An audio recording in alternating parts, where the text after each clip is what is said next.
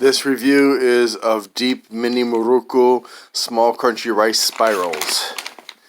And let's make sure I can show you the ingredients and nutrition facts. Ugh, this one is just not cooperative. There we go. I think you should be able to see it fairly well now. Although it's not going to be that easy. It does have sesame in it. So, and, yeah. Let's go ahead and give it a try. Now, typically, Indian food is pretty bold flavored.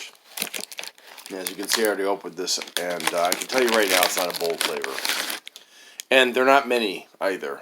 They're huge. Most of them are huge. There are some that are small, but smaller, like half this size. But the majority of them are big like this, which is too big.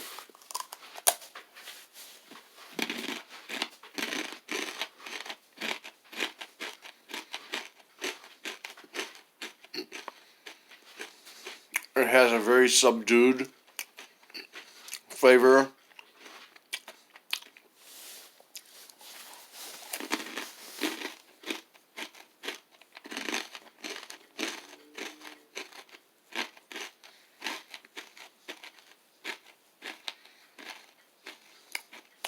That I would describe as being typical of southern India, and as far as like the flavor, not the intensity. Kind of reminds me of, if you go to an Indian restaurant, they have that green paste.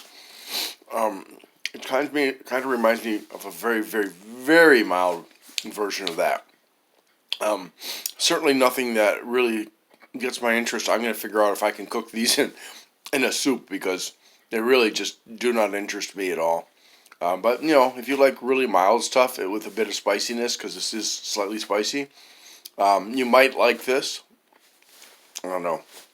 My sister liked it when she tried it, but then again, her tongue is busted because of some antibiotics she took many years ago. Anyways, thank you very much for watching, and I hope you have a great day.